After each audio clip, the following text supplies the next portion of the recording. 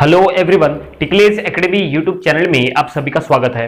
आज की वीडियो में हम Kirchhoff's voltage law that is KVL ये टॉपिक को आगे बढ़ाएंगे और आज हम इसका फोर्थ प्रॉब्लम सॉल्व करेंगे। वैसे इसके पहले ऑलरेडी हमने इसके 3 प्रॉब्लम्स लिए थे, उसी के साथ साथ इलेक्ट्रिकल इंजीनियरिंग के और भी कई नंबर ऑफ टॉपिक स्टडी किए थे। तो इसके पहले के सभी प्रॉब्लम्स और सभी टॉपिक स्टडी करने के लिए आज के वीडियो के डिस्क्रिप्शन में जाइए, वहां पे आपको इसके पहले के सभी टॉपिक्स के प्लेलिस्ट का लिंक मिल जाएगा।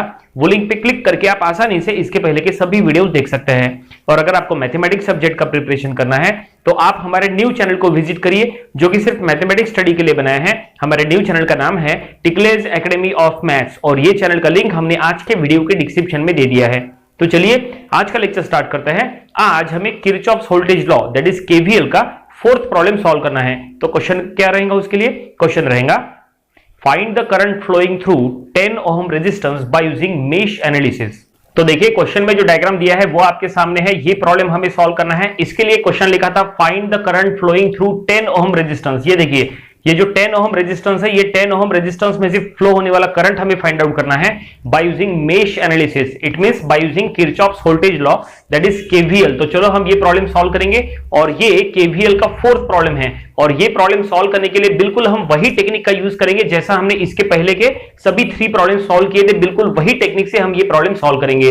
तो उसके लिए हम सबसे पहले यहां चेक करेंगे कितने लूप है। तो देखिए यहां पे 2 लूप है, इधर एक लूप है और इधर एक लूप है। दोनों लूप में हम सबसे पहले करंट का डायरेक्शन कंसीडर करेंगे। देन आफ्टर दोनों लूप में हम केवीएल अप्लाई करेंगे। केवीएल अप्लाई करने के बाद दोनों लूप के 2 इक्वेशंस आएंगी। दोनों इक्वेशंस का यूज करके हम 2 करंट्स I1 और I2 फाइंड आउट करेंगे और वो I1 I2 का यूज करके हम 10 ओम में से फ्लो होने वाला करंट फाइंड आउट करेंगे। तो चलो सबसे पहले यहां पे लूप करंट हम यहां पे ले लेंगे। तो ये देखिए ये लूप नंबर 1 है। तो लूप नंबर 1 में हमने करंट ले लिए, करंट I1, और लूप नंबर 2 में हमने करंट ले लिए दैट इज करंट I2। और ये दोनों करंट का डायरेक्शन देखिए हमने ये क्लॉकवाइज लिए। लूप नंबर 1 में भी ये हमने क्लॉकवाइज ले लिए, लूप नंबर 2 में भी हमने क्लॉकवाइज ले लिए। करंट का डायरेक्शन क्या लेना ये पूरा डिसीजन आपका है। आप चाहे तो दोनों लूप में क्लॉकवाइज लो, आप चाहे तो दोनों लूप में एंटी क्लॉकवाइज लो, या आप चाहे तो एक लूप में क्लॉकवाइज लो, एक लूप में एंटी क्लॉकवाइज लो। चॉइस पूरा आपका है। या तो वोल्टेज सोर्स का प्लस माइनस देख के भी आप डायरेक्शन कंसीडर यहां पे कर सकते हैं। ये पूरा चॉइस आपका है। कुछ भी लो, आंसर हमेशा एक ही आता है। और बिल्कुल सही टेक्निक के साथ सॉल्व करो तो आपका आंसर कभी भी रॉन्ग नहीं होगा। यहां पे हमें 10 ओम में से फ्लो होने वाला करंट फाइंड आउट करना है। 10 ओम का जो ब्रांच है ये कॉमन ब्रांच है। ये जो ब्रांच है ये कॉमन ब्रांच है दोनों लूप के लिए। इट मींस ये 10 ओम में से दोनों करंट फ्लो हो रहे हैं, I1 भी फ्लो हो रहा है, I2 भी फ्लो हो रहा है। तो अगर आपको 10 ओम में से फ्लो होने वाला फाइनल करंट अगर आपको फाइंड आउट करना है तो ये दोनों करंट I1 I2 आपको फाइंड आउट करना पड़ेगा। तो चलो ये दोनों current I1 I2 find out करेंगे by using mesh analysis that is by using KVL. तो चलो लूप नंबर 1 में केवीएल अप्लाई करेंगे। तो हम यहां लिखेंगे अप्लाई केवीएल इन लूप 1। हम यहां लिखेंगे apply KVL in loop 1। Loop 1 में हम केवीएल अप्लाई करेंगे। तो देखिए लूप 1 में कितने एलिमेंट्स हैं? लूप 1 में यहां पे टोटल 4 एलिमेंट्स हैं। ये देखिए ये फर्स्ट एलिमेंट, ये सेकंड एलिमेंट, ये थर्ड एलिमेंट, ये फोर्थ एलिमेंट। तो यहां टोटल 4 एलिमेंट्स हैं। इट मींस यहां पे 4 टर्म्स आएंगी। तो चलो हम यहां पे इक्वेशन बनाएंगे, लेकिन इक्वेशन बनाते समय हम वही रूल का यूज करेंगे जो हमने इसके पहले बताए थे। रूल हमने क्या बताए थे? देखिए ध्यान से सुनिए, बहुत ही इंपॉर्टेंट है। नंबर ऑफ स्टूडेंट्स को इसमें कंफ्यूजन होता है, कंफ्यूजन नहीं होना चाहिए, इसलिए रूल्स को सही से यहां पे फॉलो करना है। तो यहां पे आपको इक्वेशन लिखते समय आपको करंट को चेक करना है कि करंट वोल्टेज सोर्स में प्लस से एंटर कर रहा है कि माइनस से एंटर कर रहा है। हमने इसके पहले के सभी वीडियोस में ये रूल बताए थे और वही रूल से हम ये प्रॉब्लम सॉल्व करने वाले हैं।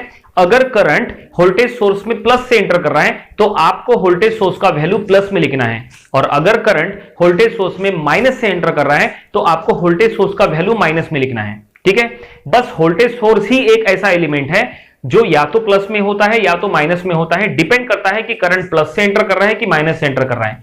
बाकी रिमेनिंग जितने भी एलिमेंट्स है वो हमेशा प्लस होते हैं। तो चलो हम यहां पे देखेंगे वोल्टेज सोर्स में करंट प्लस से एंटर कर रहा है कि माइनस में। तो यहां पे ये जो लूप है, ये लूप में एक्चुअली 2 वोल्टेज सोर्सेस है। ये भी एक वोल्टेज सोर्स है और ये भी एक वोल्टेज सोर्स है। तो चलो देखेंगे ये करंट I1 जो है ये वोल्टेज सोर्स में कहां से एंटर कर रहा है। तो ये देखिए ये जो करंट I1 है, ये देखिए ये I1 जो है उसका डायरेक्शन क्या है? I1 का डायरेक्शन ऐसा क्लॉकवाइज है। I1 ये क्लॉकवाइज है और ये जो I1 है, तो ये जो करंट I1 है ये यहाँ पे माइनस से एंटर कर रहा है। अगर ये माइनस से एंटर कर रहा है तो सोर्स का वैल्यू हम लिखेंगे माइनस में, -40। और अब ये करंट जो है ये वोल्टेज सोर्स में प्लस से एंटर कर रहा है कि माइनस से एंटर कर रहा है वो चेक करो। ये करंट ऐसा क्लॉकवाइज है, ये करंट जो है ये वोल्टेज सोर्स में देखिए प्लस से एंटर कर रहा है। यहाँ पे ये वोल्टेज सोर्स में इधर पॉजिटिव साइन है, इधर निगेटिव साइन है, तो ये जो करंट I1 है ये ऐसा क्लॉकवाइज है और ये करंट I1 यहां पॉजिटिव साइन से एंटर कर रहा है, देखिए प्लस से एंटर कर रहा है। अगर ये प्लस से एंटर कर रहा है तो ये वोल्टेज सोर्स का वैल्यू रहेगा +20। ठीक है, सिर्फ वोल्टेज सोर्स ही प्लस या माइनस होता है, रिमेनिंग सभी के सभी एलिमेंट्स प्लस में रहेंगे। तो यहां टोटल 4 एलिमेंट्स थे, ये एलिमेंट हमने यहां लिख दिए, ये एलिमेंट भी वोल्टेज सोर्स हमने यहां लिख दिए। बचा है 5 ओहम और 10 ओहम, वो भी हम यहां लिखेंगे, ये तो ऑब्वियसली प्लस में आएंगे। 5 ओहम और 5 ओहम में से फ्लो होने वाला करंट I1, तो ये हो जाएगा +5 × I1। ठीक है, देन आफ्टर ये 10 ओहम, तो हम लिखेंगे +10 × 10 में से फ्लो होने वाला करंट, 10 में से फ्लो होने वाला करंट रहेगा I1 - I2, हम लिखेंगे I1 - I2 = 0। देखिए हमने स्टार्टिंग में कहा था कि ये जो 10 ओहम है ये एक कॉमन ब्रांच है दोनों लूप के लिए। इट मींस ये 10 ओहम में से दोनों करंट फ्लो हो रहे हैं, I1 भी I2 भी। तो ये जो लूप का करंट I1 है, ये लूप का करंट लूप 2 के करंट से बड़ा है ऐसा आप मान लो, तो इसमें से करंट हो जाएगा I1 - I2, क्योंकि हम लूप 1 के लिए सॉल्व करते हैं। जब भी आप कोई लूप के लिए सॉल्व करते हैं तो वो लूप का करंट दूसरे लूप के करंट से बड़ा है ऐसा आपको मान के चलना है।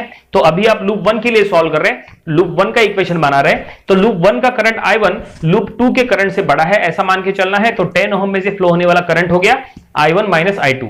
ठीक है, तो इसलिए हमने यहां I1 - I2 लिखे। जब हम लूप 2 में जाएंगे, तो जब लूप 2 में जाएंगे तो लूप 2 का करंट I2 I1 से बड़ा हो जाएगा, तब हम 10 ओहम में से फ्लो होने वाला करंट लेंगे I2 - I1।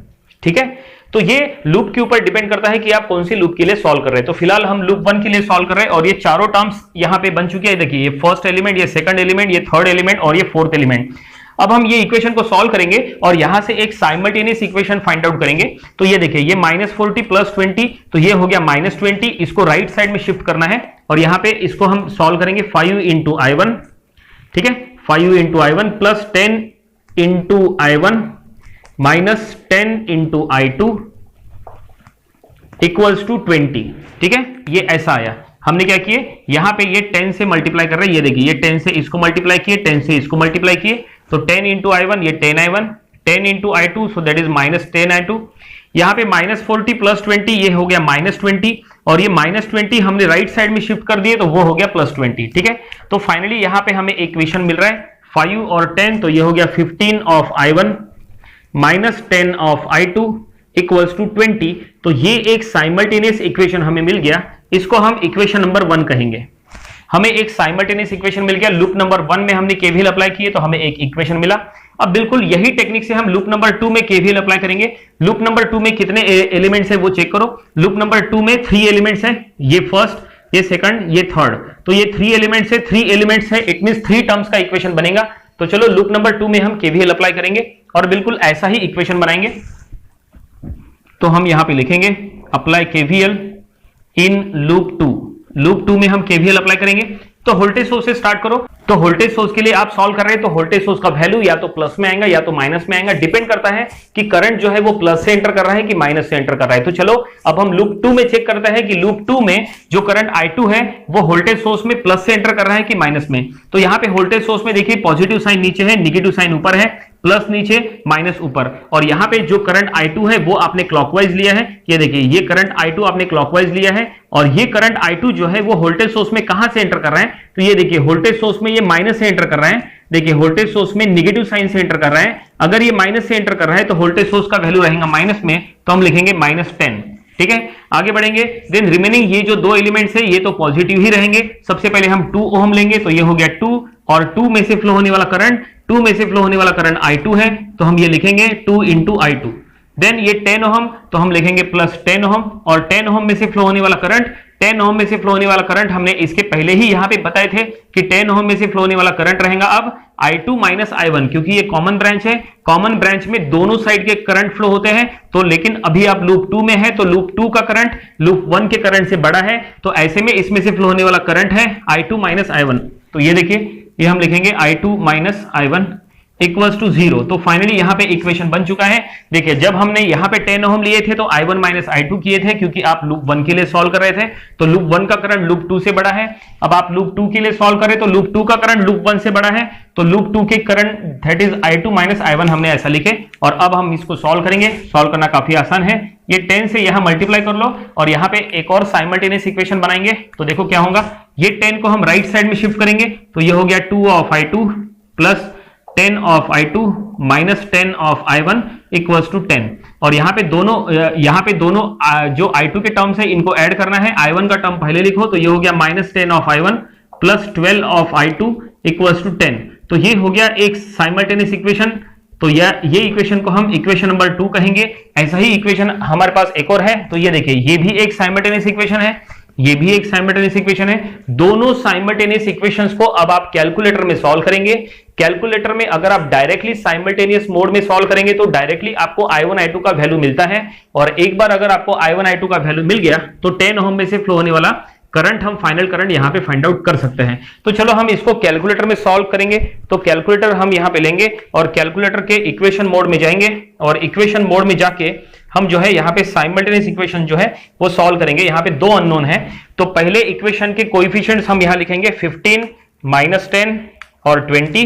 देखिए 15 माइनस 10 20 ये हमने लिख दिए। सेकंड इक्वेशन में है माइनस 10, देन यहाँ 12 और लास्ट में है 10, माइनस 10 12 और 10 और ये हमने लिख दिए। और फाइनली हमें I1 यहाँ पे मिल चुका है, x माने पहला अननोन, तो I1 हमें मिल चुका है। हम यहाँ लिखेंगे फ्रॉम 1 and 2 हमें I1 मिल चुका है दैट इज 4.25 एम्पियर और I2 भी मिल चुका है। तो इक्वल्स टू करेंगे y आएगा, y दैट इज 4 हम लिखेंगे 4.375 एम्पियर। देखिए दोनों करंट I1 और I2 हमें यहां पे मिल चुके हैं और ये हमने कैलकुलेटर में डायरेक्टली साइमल्टेनियस मोड में जाके सॉल्व किए हैं।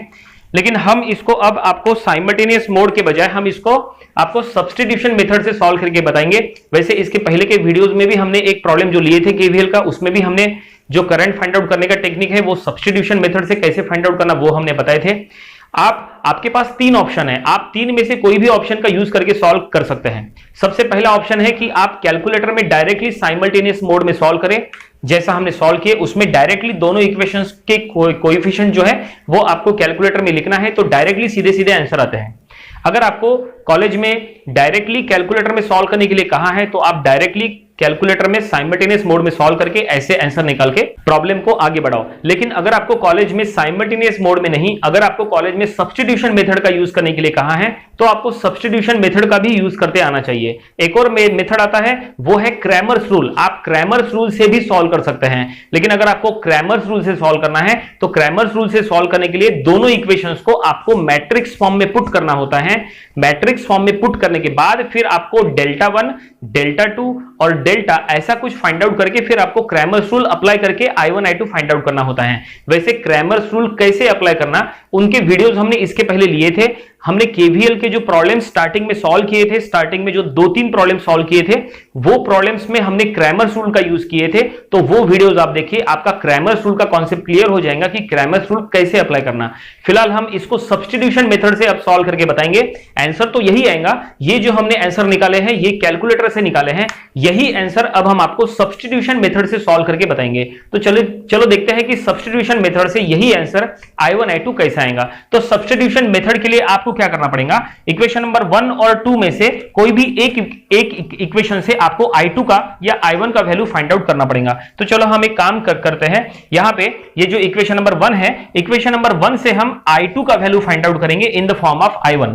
तो चलो हम इक्वेशन नंबर 1 से हम यहां पे सॉल्व करेंगे, तो हम यहां लिखेंगे फ्रॉम इक्वेशन 1। तो ये सेकंड मेथड आपको बता रहे, फर्स्ट मेथड यहां पे समाप्त हो गया। आप इसके बाद 10 ओम में से फ्लो होने वाला करंट डायरेक्टली फाइंड आउट करके यहां पे प्रॉब्लम समाप्त कर सकते हैं, लेकिन यही आंसर आपको सब्स्टिट्यूशन मेथड से अभी हम बता रहे हैं। तो देखिए फ्रॉम इक्वेशन नंबर 1, ये जो इक्वेशन नंबर 1 है यहां से हमें I2 का वैल्यू फाइंड आउट करना है in the form of I1। तो देखिए I2 का वैल्यू अगर आपको फाइंड आउट करना है तो ये जो I1 है, ये I1 को इधर शिफ्ट करो, तो I1 जब उधर चले जाएगा तो ये 15 I1 है, तो उधर जाके हो जाएगा माइनस 15 I1। तो इक्वेशन कुछ ऐसा बनेगा, ये हो गया minus 10 I2 equals to 20 minus 15 of I1। देखिए ये ऐसा इक्वेशन बन गया, बहुत ही आसान इक्वेशन है। हमने क्या किए, I2 का टर्म वही रहने दिए, 20 भी वही है, बस ये 15 I1 को उधर शिफ्ट किए तो वो हो गया -15 I1। आप इसको थोड़ा सा सॉल्व करिए और यहाँ पे I2 का वैल्यू फाइंड आउट करिए। तो देखिए ये क्या होगा, हम यहाँ पे पूरे इक्वेशन को -10 से डिवाइड कर लेते हैं। तो -10 से डिवाइड करने के बाद इक्वेशन ऐसा बनेगा, I2 इक्वल्स टू ये हो जाएगा, that is -2 plus of that is 1.5 of I1। तो ये देखिए ये I2 का वैल्यू हमने I1 के फॉर्म में फाइंड आउट कर लिए, that is -2 plus 1.5 of I1। तो देखिए फाइनली हमने I2 का वैल्यू यहाँ पे फाइंड आउट कर लिए। इक्वेशन नंबर 1 से हमने I2 का वैल्यू फाइंड आउट किए in the form of I1, और अब ये I2 का वैल्यू इक्वेशन नंबर 2 में पुट करो। जहां पे भी I2 है वहां पे आप I2 के जगह ये वैल्यू पुट करो और इक्वेशन नंबर 2 को सॉल्व करो तो आपको I1 का परफेक्ट वैल्यू मिल जाएगा। फिलहाल ये जो इक्वेशन है I2 की, इसको हम इक्वेशन नंबर A कहेंगे, और अब इसकी वैल्यू हमें इक्वेशन नंबर 2 में पुटअप करना है। तो देखिए इक्वेशन नंबर 2 में पुट करने के बाद क्या होता है। तो इक्वेशन नंबर 2 में क्या लिखा है, -10 I1, तो हम लिखेंगे -10 I1, देन 12 इंटू I2, तो हम लिखेंगे 12 इंटू I2 की value -2 plus 1.5 of I1 equals to, यहां पे 10 लिखा है तो ये हमने लिखेंगे 10। देखिए हमने इक्वेशन नंबर 2 में पुटअप किए, -10 I1 यहां पे एज इट इज है, प्लस 12 इंटू I2 की ये वैल्यू हमने यहां लिखे, और अब हम इसको सॉल्व करेंगे। सॉल्व करना काफी आसान है। यहां पे सॉल्व करने के लिए हमें क्या करना पड़ेगा, हमें यहां पे मल्टीप्लाई करना पड़ेगा। इट मींस ये जो ब्रैकेट है, ब्रैकेट को सॉल्व करना पड़ेगा। ये 12 से हम यहां मल्टीप्लाई करेंगे, 12 से हम यहां मल्टीप्लाई करेंगे, तो ये जो पूरा इक्वेशन है वहां से हम I1 आसानी से फाइंड आउट कर सकते हैं। तो देखिए ये ऐसा होगा, -10 ऑफ I1 प्लस 12 इंटू 2, ये हो जाएगा -24, तो यहाँ पे माइनस हम लगा देंगे, -24, और यहाँ 12 इंटू 1.5, तो ये कुछ 1.5 इंटू 12, तो ये 18 हो जाएगा। 1.5 इंटू 12 18, तो ये यहाँ मल्टीप्लाई कर रहे हैं तो ये हो गया प्लस ऑफ 18 I1 और इक्वल्स टू 10। ठीक है, हमने 12 से यहाँ मल्टीप्लाई किए तो -24, यहाँ मल्टीप्लाई किए तो 18। अब ये -10 I1 और प्लस 18 I1 को हम यहाँ पे सब्सट्रैक्ट करेंगे तो ये रहेगा 8 ऑफ I1, और ये 24 -24 को हम इधर शिफ्ट करेंगे तो ये माइनस है तो उधर जाके प्लस हो जाएगा, तो 10 के साथ वो ऐड हो जाएगा तो वो हो जाएगा 34, और 34 को अब हम यहाँ पे 8 से डिवाइड करेंगे। तो ये देखिए 34 को 8 से डिवाइड करेंगे, 34 डिवाइड बाय 8, तो ये आंसर आ चुका है 4.25 एम्पियर। हमने क्या किया, ये जो 8 मल्टीप्लिकेशन में है उधर जाएगा तो 34 को डिवाइड में चले जाएगा, तो डिवाइड होने के बाद 4.25 एम्पियर ये आंसर आएगा। देखिए फाइनली हमने कहा था कि सब्स्टिट्यूशन मेथड से भी वही आंसर आएगा। तो देखिए ये हमने साइमल्टेनियस मोड में जो आंसर निकाले थे वही आंसर हमने सब्स्टिट्यूशन मेथड से I1 का निकाले। अब I2 का आंसर निकालना है, तो ये जो I1 का वैल्यू है वो इक्वेशन नंबर A में रखो। ये जो इक्वेशन नंबर A है हम इक्वेशन नंबर A में रखेंगे, तो इक्वेशन नंबर A में रखने के बाद देखो क्या होगा, I2 इक्वल्स टू, तो हम ये लिखेंगे I2 equals to -2 plus 1.5 into I1 माने 4.25, तो हम लिखेंगे 4.25, और ये पूरा हम कैलकुलेटर में सॉल्व करेंगे। तो फाइनली कैलकुलेटर में सॉल्व करने के बाद हम यहां चेक करेंगे कैलकुलेटर में, -2 प्लस 1.5 इंटू 4.25, तो ये आंसर आ चुका है, दैट इज 375 एम्पियर। तो फाइनली हमें I2 और I1 दोनों यहां पे मिल चुके हैं। इट मींस हमने सब्स्टिट्यूशन मेथड का यूज करके आपको यही आंसर निकाल के बताएं। अगर आपको कॉलेज में ऐसे सॉल्व करने के लिए कहा है तो आप ऐसा सॉल्व करिए, बट अगर आपको साइमल्टेनियस मोड से सॉल्व करने के लिए कहा है तो डायरेक्टली आप इससे करिए। और ये पूरा होने के बाद अब हमें प्रॉब्लम में जो कुछ भी फाइंड आउट करने के लिए कहा है वो अब हमें फाइंड आउट करना है। क्वेश्चन में स्टार्टिंग में कहा था find the current flowing through 10 ohm resistance, ये 10 ओम रेजिस्टेंस में से फ्लो होने वाला करंट फाइंड आउट करना था। तो हमने कहा था कि 10 ओम एक कॉमन ब्रांच है जो कि दोनों लूप के लिए कॉमन है, जिसमें से दोनों करंट फ्लो हो रहे I1 और I2 दोनों, तो दोनों करंट फाइंड आउट करना जरूरी है। तो दोनों I1 I2 हमें मिल चुके हैं, हमें I1 भी मिल गया, हमें I2 भी मिल गया, और अब हम 10 ओम में से फ्लो होने वाला करंट फाइंड आउट करेंगे। तो बहुत सिंपल है, ये दोनों में से कौन सा वैल्यू बड़ा है वो आप चेक करो। I1 I2 में से जो भी वैल्यू बड़ा है, बड़े में से छोटा वैल्यू माइनस करो। तो देखो I1 I2 में से I2 का वैल्यू बड़ा है, I1 का वैल्यू छोटा है, तो I2 माइनस I1 करो, तो जो करंट आएगा वो करंट जो है वो 10 ओम में से फ्लो होगा। तो अब हम यहां पे लिखेंगे therefore current flowing through 10 ohm equals to, हम लिखेंगे I2 माइनस I1। हम I2 माइनस I1 क्यों कर रहे हैं, क्योंकि I2 का वैल्यू बड़ा है। तो 4.375 माइनस 4.25, तो यहां पे हम सॉल्व करेंगे 4.375 माइनस 4.25, तो यह आंसर आ चुका है, दैट इज 0.125, हम लिखेंगे 0.125 एम्पियर। तो यही है वो करंट जो 10 ओम में से फ्लो हो रहा है। तो फाइनली प्रॉब्लम यहां पे सॉल्व हो गया। क्वेश्चन में लिखा था find the current flowing through 10 ohm resistance, तो 10 ओम रेजिस्टेंस में से फ्लो होने वाला करंट फाइंड आउट करो। तो 10 ओम रेजिस्टेंस में से फ्लो होने वाला करंट है 0.125 एम्पियर। तो बहुत ही आसानी से ये प्रॉब्लम हमने कंप्लीट कर ली है। उम्मीद करते हैं कि ये प्रॉब्लम आपको समझ में आया होगा। ये था Kirchhoff's voltage law, that is KVL, that is mesh analysis का प्रॉब्लम नंबर 4। इसके आने वाले वीडियोस में हम इसके और भी प्रॉब्लम्स कवर करेंगे ताकि इसकी अच्छी खासी प्रैक्टिस हो जाए। इसके पहले हमने ऑलरेडी इसके 3 प्रॉब्लम्स लिए थे, उसी के साथ साथ इलेक्ट्रिकल इंजीनियरिंग के और भी के नंबर ऑफ टॉपिक स्टडी किए थे। तो इसके पहले के सभी प्रॉब्लम्स और सभी टॉपिक स्टडी करने के लिए आज के वीडियो के डिस्क्रिप्शन में जाइए, वहां पे आपको इसके पहले के सभी टॉपिक्स के प्लेलिस्ट का लिंक मिल जाएगा। वो लिंक पे क्लिक करके आप आसानी से इसके पहले के सभी वीडियो देख सकते हैं। आपको अगर आज का वीडियो पसंद आया है तो आप इसे लाइक करिए, अपने फ्रेंड्स जिनको इसकी जरूरत है आप उनके साथ इसको शेयर करिए। कुछ डाउट्स है तो आप हमें कमेंट सेक्शन में पूछ सकते हैं। और आपने अगर अभी भी हमारा चैनल सब्सक्राइब नहीं किया है तो आप इसे सब्सक्राइब करिए ताकि इसी तरह के यूजफुल वीडियोस आपको हमेशा मिलते रहें। तो मिलते हैं नेक्स्ट वीडियो में। Thank you very much.